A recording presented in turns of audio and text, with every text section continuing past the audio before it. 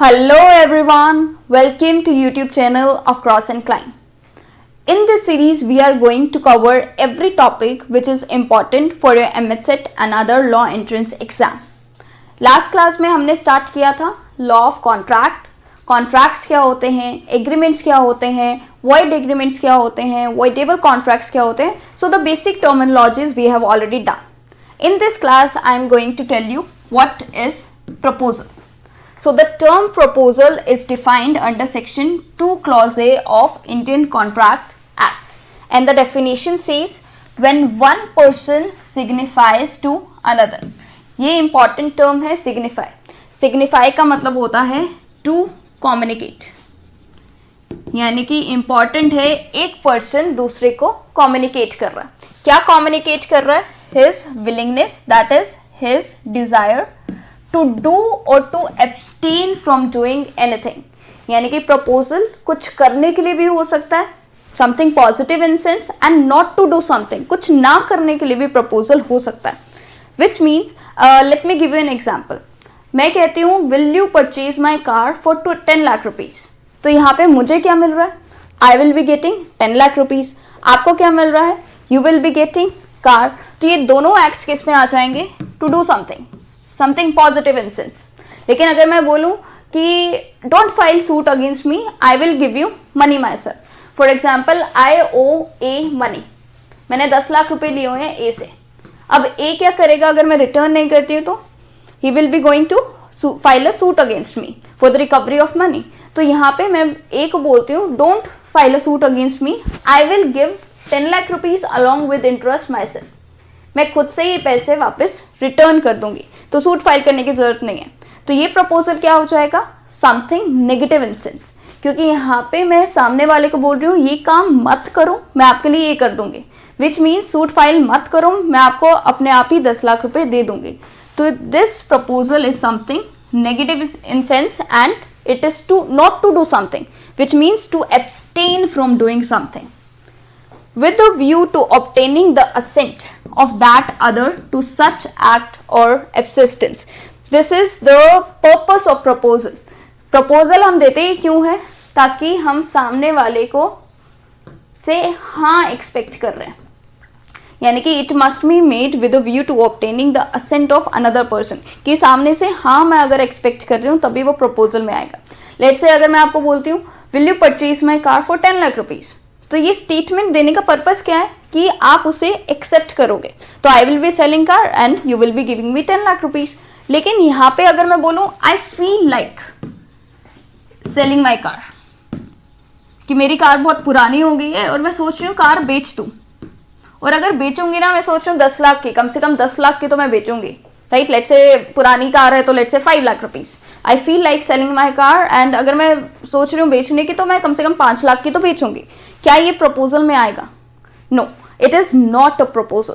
It is just a mere statement because it is not made with the view to obtaining the assent of other person. तो जब तक मैं सामने से ascent expect नहीं कर रही हूँ कि सामने वाला पर्सन हाँ बोल देगा तब मेरा प्रपोजल एक्सेप्ट हो जाएगा, तब तक ये स्टेटमेंट प्रपोजल में नहीं आएगा. अगर मैं सिर्फ बोल रही हूँ कि सोच रही हूँ कार बेच दूँ, सोच रही हूँ घर बेच दूँ, बेचूंगी तो एटलीस्ट इतने अमाउंट में तो बेचूंगी, तो दीज आर जस्ट स्टेटमेंट्स. हम इसे कैटेगराइज नहीं करेंगे, प्रपोजल की डेफिनेशन में लेके नहीं आएंगे. Second is what are essential conditions of a valid proposal. There must be at least 2 parties, one making the proposal and other agreeing to it. तो जो हमने फर्स्ट स्टेटमेंट पढ़ी थी, one person signifies to another, तो which means at least 2 parties should be there. तो अगर मैं बोलती हूँ कि let's say I go to restaurant और मैं I order food, तो वो क्या हो जाएगा? प्रपोजल हो जाएगा. और सामने वाले पर्सन को मैं बोल रही हूँ कि let's say ऑनलाइन ऑर्डर कर रही हूँ, पिज्जा ऑर्डर कर रही हूँ, तो there is proposal from my side and सामने वाला पर्सन उसे एक्सेप्ट करेगा. तो एटलीस्ट 2 पार्टीज तो होनी चाहिए, राइट. तो जो पर्सन प्रपोजल देगा, द पर्सन हु इनिशिएट्स, उसे हम बोलेंगे promiser, and the person who accepts, वो पार्टी हो जाएगी promisee. So there must be at least 2 parties in a law of contract, right? तो एक पर्सन जो प्रपोजल दे रहा है, सेकेंड पार्टी जो एक्सेप्ट कर रही है, राइट? तो जो पर्सन प्रपोजल देगा that person will be called the promiser, और जो पार्टी एक्सेप्ट करेगी that party will be called the promisee. Expression of willingness to do or to abstain from doing something to obtain others assent. तो basically this is just the definition we have just completed. ये क्या है? Expression of willingness means मैं अपनी Dzire express कर रही हूँ proposal में. क्या डिजायर एक्सप्रेस कर रही हूँ? या तो कुछ करने के लिए टू डू और to abstain from doing something. और मेरे what is my purpose? Purpose क्या है कि सामने से मैं हाँ एक्सपेक्ट कर रहा हूँ with the view to obtaining assent, that is the proposal. A proposal has the following ingredients. One person signifies to another willingness to do or abstain from doing anything with a view to obtaining the assent.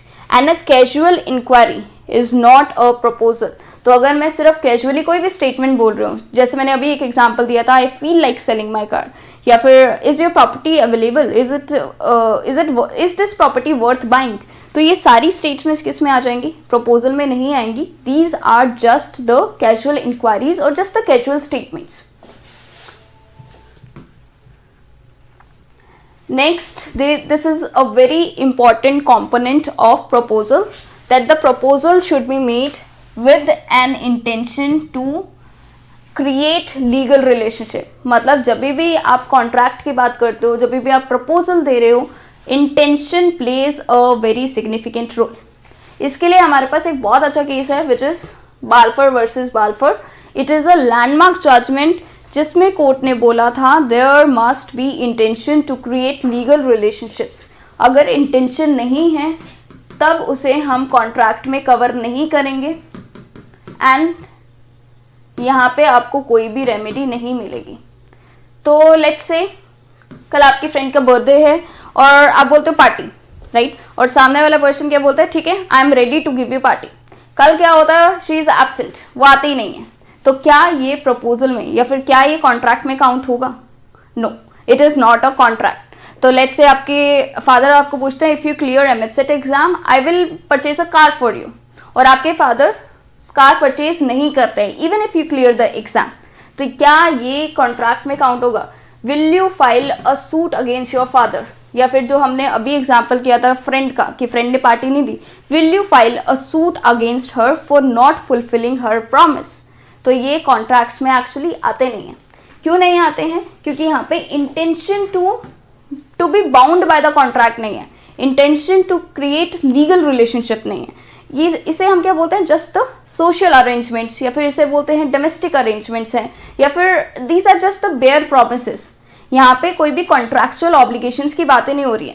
ऐसे तो on a daily basis we enter into a number of contracts, है ना? तो अगर ये सारे bear promises को हम कॉन्ट्रैक्ट में काउंट करने लगे तो कोर्ट में कितने ही केसेस चलने लग जाएंगे. These are just the social arrangements और डोमेस्टिक अरेंजमेंट्स आप बोल सकते हो. कभी कभी फैमिली अरेंजमेंट्स होती हैं. लेट्स से हस्बैंड बोलता है कि इस बार वेडिंग एनिवर्सरी पे we will go to Paris, और यहाँ पे wife she is ready and she is preparing for everything. Last moment पे हस्बैंड बैक्स आउट. तो क्या यहाँ पे wife can she file a suit against the husband? नहीं, यहाँ पे वो फाइल नहीं कर सकती है. क्यों नहीं कर सकती है? Because there is no intention to create legal relationship. तो हम हमेशा ये नहीं बोलेंगे कि फ्रेंड्स के बीच में, हस्बैंड वाइफ के बीच में कभी intention to create legal relationship होगा ही नहीं. ऐसा नहीं होगा. मैं एक एग्जांपल देती हूँ. लेट्स से दो फ्रेंड्स हैं ए एंड बी. यहाँ पे ए बोलता है कि I need your bike. B बोलता है ओके कल ले जाना, तुम कल फ्री है मेरी बाइक. तो अगर नेक्स्ट डे बी बैकआउट कर देता है, can A file a suit against B? नहीं, यहाँ पे ए सूट फाइल नहीं कर सकता है क्योंकि there is no intention to be bound by the contract. लेकिन इसी केस में let's say A resides in Delhi and B resides in let's say Kaithal. अब बी बोलता है कि मुझे कुछ टाइम के लिए दिल्ली में काम है तो मैं दिल्ली में आ रहा हूँ, आई नीड अकोमोडेशन. यहाँ पे ए कहता है ठीक है तुम मेरे पास स्टे कर लेना, या फिर एक ऊपर वाला रूम खाली है वहाँ पे स्टे कर लेना, और रेंट लेट्स से 5,000 है या 10,000 लेट्स से. तो यहाँ पे बी 10,000 रुपीज पे कर देता है ए को. तो रेंटल अमाउंट बी ने दे दिया. Can A now refuse to provide accommodation?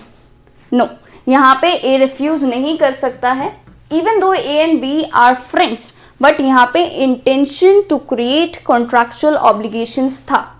तो यहाँ पे अगर ए बैकआउट करता है, B can file a suit against A even though A and B are friends.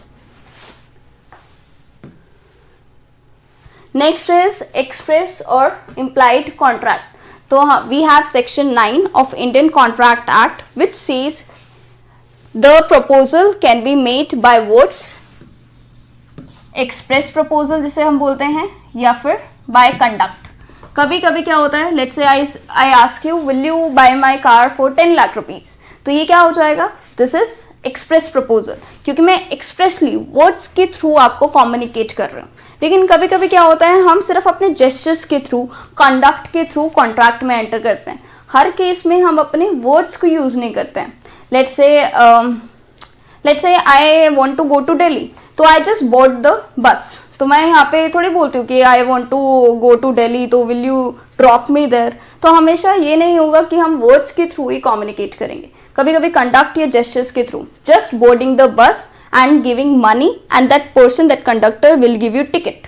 तो ये सब कुछ क्या हो रहा है, it is in form of gestures, और ये सब कंडक्ट के थ्रू हो रहा है, तब हम इसे क्या बोलेंगे, इट इज इम्प्लाइड ऑफर। तो ज़रूरी नहीं है हम वर्ड्स के थ्रू ही कम्युनिकेट करें, कम्युनिकेशन इंपॉर्टेंट है, लेकिन आप कंडक्ट के थ्रू, जेस्चर्स के थ्रू भी कम्युनिकेट कर रहे हो, तब भी ये प्रपोजल की डेफिनेशन में आ जाएगा। Next is certainty of offer, means जो टर्म्स होंगे ऑफर के सर्टेन होने चाहिए, वेग नहीं होने चाहिए। Which means let's say I have 2 cars और मैं आपको बोलती हूँ will you purchase my car for 10 lakh rupees, and you are confused कि मैं कौन से कार की बात कर रही हूँ, राइट। तो यहाँ पे सर्टेनिटी नहीं है कि मैं ए कार की, लेट्स से एक वाइट कलर की कार है, एक ब्लैक कलर की कार है, it is not certain whether I am talking about my white car और ब्लैक कार। तो इसमें क्या हो जाएगा, this is not a proposal since it is not certain. Let's say मैं एक शॉप पे जाती हूँ और बोलती हूँ कि भैया मुझे ऑयल चाहिए, आई नीड 1 kg ऑयल, तो इट इज नॉट सर्टेन कि कौन से ऑयल की मैं यहाँ पे बात कर रही हूँ, तो it is not a proposal, क्योंकि प्रपोजल के लिए एसेंशियल एलिमेंट क्या होना चाहिए, it should be certain. Let's say that shopkeeper deals in coconut oil only, फिर मैं उसकी शॉप पे जाती हूँ और बोलती हूँ कि आई नीड ऑयल, तो ये किस में आ जाएगा, it will come under the definition of proposal, क्योंकि टर्म से यहाँ पे हम समझ सकते हैं कि ऑयल कौन सी कैटेगरी का है, इट इज ऑब्वियस है कि ये कोकोनट ऑयल ही है, तो it is a contract. Next is communication. तो हमने फर्स्ट टर्म ही पढ़ा था, 1 person सिग्निफाइज टू अनदर। तो सिग्निफाई का मतलब क्या होता है, कम्युनिकेट करना। प्रपोजल मस्ट बी कम्युनिकेटेड, और ये कम्युनिकेशन वर्ड्स के थ्रू भी हो सकती है, जिसे हम बोलते हैं एक्सप्रेस प्रपोजल, कंडक्ट के थ्रू, जेस्चर्स के थ्रू भी हो सकता है, जिसे हम बोलते हैं implied proposal. If the proposal has not been communicated, even if someone acts according to the terms, it cannot be deemed to be an acceptor of the proposal. तो important है कि सामने वाले को proposal communicate होना ज़रूरी है। यानी कि let's say मैं बोलती हूँ whoever finds my lost dog will get 10,000 rupees. मेरा डॉग लॉस्ट हो गया है, तो जिसको भी मिलेगा उसे 10,000 रुपये मिलेंगे। तो क्या ये प्रपोजल में आएगा? यस। अभी हम देखेंगे it is general proposal which is made to the world at large. मतलब I am not made this proposal to a specific person. मैंने बोला जिसको भी ये डॉग मिलेगा उसे मैं 10,000 रुपीज़ दे दूंगी। तो जो भी मेरे लिए वो डॉग लेके आएगा उसे मैं 10,000 रुपीज़ दे दूंगी। लेकिन लेट्स से एक पर्सन है a, he was not aware about this reward. उसने कहीं देखा ही नहीं है, उसे पता ही नहीं था इस रिवॉर्ड के बारे में। उसे ऐसे ही कहीं मेरा डॉग मिल गया एंड उसने इंक्वायरी की कि ये तो मैम का डॉग है और वो घर पे ले आया। तो क्या am I liable to pay him 10,000 rupees reward? No. इस केस में मैं उसे 10,000 रुपीज़ पे नहीं करूँगी, क्योंकि उसने जो भी कंडीशंस परफॉर्म किया, मतलब जो भी वो डॉग लेके आया मेरे घर तक, it is not considered as acceptance, क्योंकि उसे पता ही नहीं था। अगर उसे प्रपोजल के बारे में पता ही नहीं है तो how can he accept the proposal? तो इम्पॉर्टेंट है प्रपोजल का कम्युनिकेशन इम्पॉर्टेंट। अगर आप तक प्रपोजल कम्युनिकेट नहीं हुआ है, फिर भी unaware about the terms of the proposal, you act upon the terms, means आप वो कंडीशंस परफॉर्म करते हो, तब उसे एक्सेप्टेंस में काउंट नहीं करेंगे, because it is important for the proposal to be communicated to the other party. तभी वो अगर वो एक्ट करेगा तभी हम उसे एक्सेप्टेंस में काउंट करेंगे, otherwise no. Next is what are the types of proposal? General proposal and specific proposal. General proposal क्या होता है? The proposal which is made to the world at large, to the public, right? तो यहाँ पे मुझे पता नहीं है एग्जैक्टली मैं प्रपोजल किसको दे रही हूँ। लेट्स से वही example, whoever finds my lost dog will get 10,000 rupees. तो ये क्या हो जाएगा? This is general proposal. क्यों जनरल प्रपोजल? क्योंकि मैंने किसी स्पेसिफिक पर्सन को नहीं दिया। I am not sure to whom the proposal is made and who will find my lost dog and to whom I will give money. तो basically यहाँ पे मुझे नहीं पता है, इट इज नॉट सर्टेन कि मैं किसको यहाँ पे पैसे देने वाली हूँ और कौन डॉग मेरे घर पे लेके आने वाला है, राइट? तो whenever the proposal is made to the world at large, it is general proposal. Specific में क्या हो जाएगा? It is made to a specific और अ सर्टेन्ड पर्सन। तो यहाँ पे मुझे पता है कि मैं प्रपोजल किसको दे रही हूँ, कंडीशंस कौन परफॉर्म करने वाला है और एक्सेप्टेंस कहाँ से आने वाली है। लेट्स से इसी केस में I say to be, if you find my lost dog I will give you 10,000 rupees reward. तो इसी केस में ये प्रपोजल किस में आ जाएगा? Specific proposal. Next is cross proposals. Cross proposals क्या होते हैं? When two parties make identical proposals to each other in ignorance of each other's proposal, the proposals are general proposals and there is no complete agreement. तो basically cross proposals क्या होते हैं? A party B को एक proposal देती है, same B party A को same proposal means containing the same subject matter, same terms. Let's say A B को बोलता है I want to sell my house to you for 1 crore rupees और particularly उसने house बताया it is in Delhi, right? Particularly उसने location यहाँ पे डाली है। बी भी ए को बोलता है I want to purchase your house and same house है ये फॉर 1 करोड़ रुपीज। तो यहाँ पे जो सब्जेक्ट मैटर है हाउस वो सेम है, टर्म्स है 1 करोड़ वो सेम है। ए भी बी को प्रपोजल भेज रहा है, लेट्स से लेटर उसने भेज दिया है बी को और बी ने प्रॉपर्टी परचेज करने का लेटर भेज दिया है ए को। तो these are two cross proposals and both are unaware about each other proposal, right? तो मतलब ए ने जब बी को पोस्ट किया है उसे नहीं पता है कि बी की तरफ से भी प्रपोजल पोस्ट हो गया। बी भी अगर ए को प्रपोजल भेज रहा है, B is unaware about the fact that A has already sent him proposal. तो इसे हम बोलते हैं क्रॉस प्रपोजल्स, यानी कि एक टाइम पे दोनों का प्रपोजल क्रॉस में था, जो भी दोनों का लेटर्स था वो क्रॉस में था। आइडेंटिकल प्रपोजल्स थे विच मीन्स ए बी को भेज रहा था और बी भी ए को भेज रहा था, सेम सब्जेक्ट मैटर था, सेम टर्म्स थी। एंड जो क्रॉस प्रपोजल्स हैं these do not amount to agreement, क्योंकि देखो ये तो अभी सिर्फ प्रपोजल की स्टेज पे है, कहीं से एक्सेप्टेंस रिसीव ही नहीं हुई है। तो जब तक एक्सेप्टेंस रिसीव नहीं होती है तब तक इन्हें हम कॉन्ट्रैक्ट में काउंट नहीं करेंगे।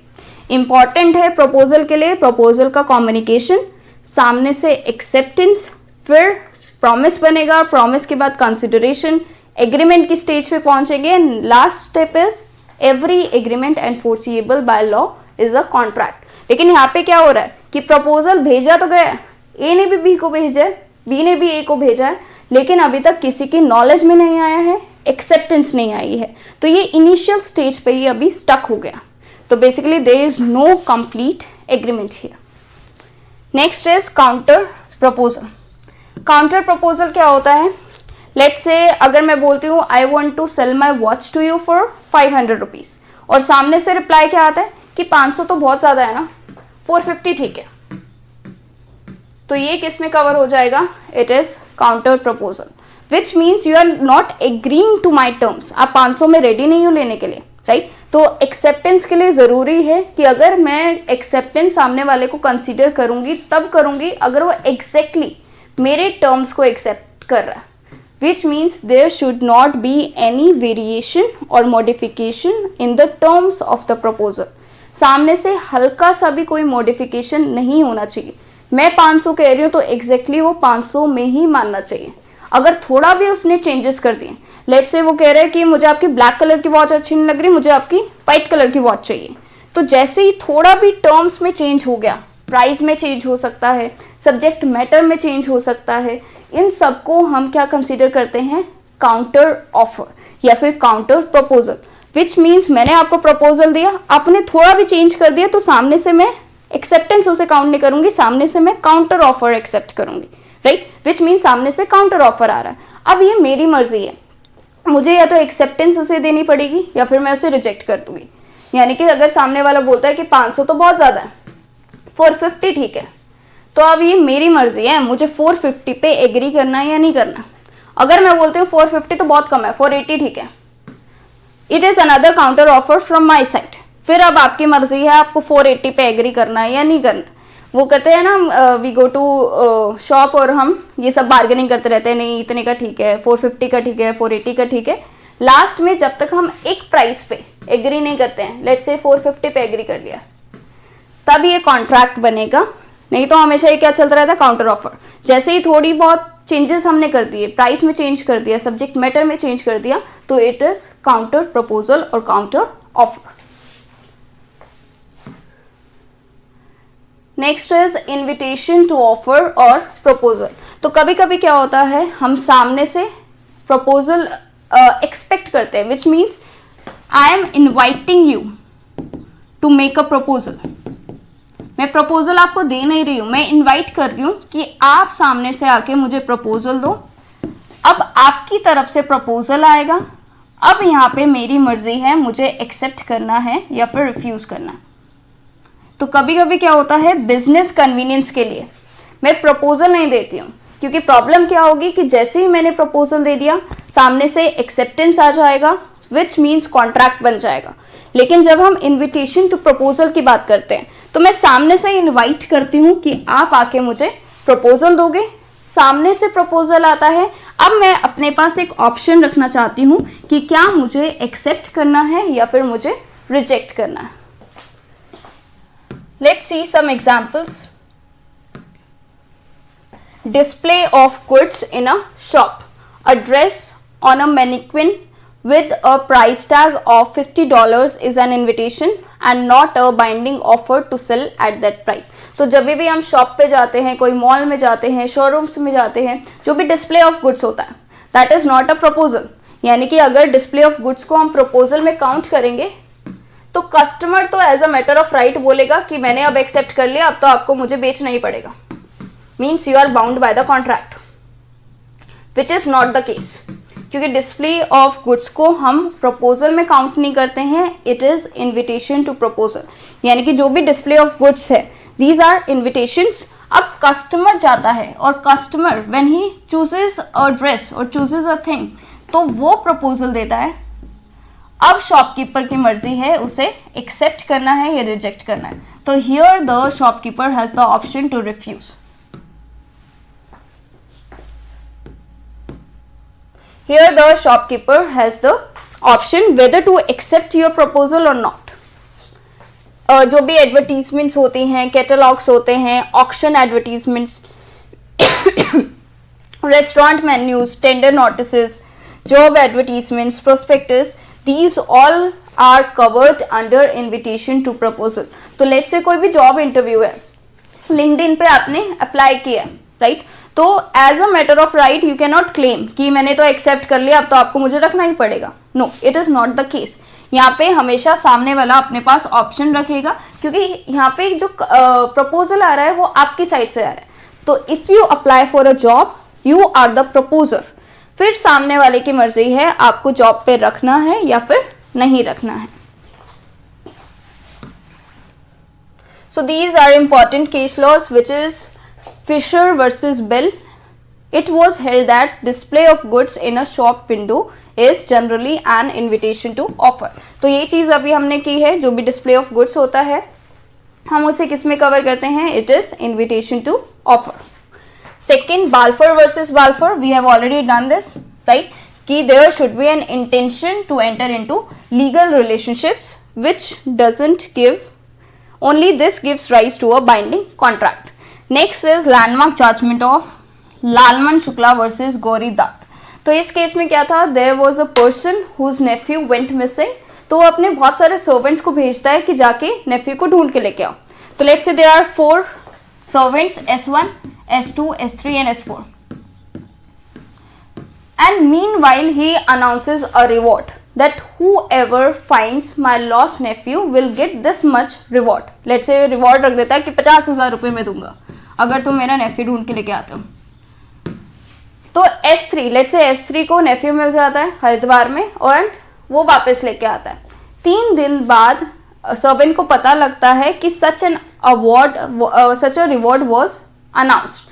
Now he claims 50,000 rupees. The question is whether he can claim 50,000 rupees or not. No, he cannot claim. क्यों? क्योंकि S3 he was just performing his duty. He was not aware about the proposal. उसको पता ही नहीं था reward के बारे में. जब आपको प्रपोजल के बारे में नहीं पता है तो आप उसे एक्सेप्ट भी कैसे करोगे. तो it is important for you to be knowing about the terms of the proposal.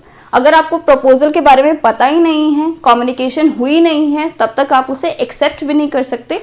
So no acceptance means no contract, which means he cannot claim the reward. Alright students, that is it for today. In the next class we will be doing the topic of acceptance.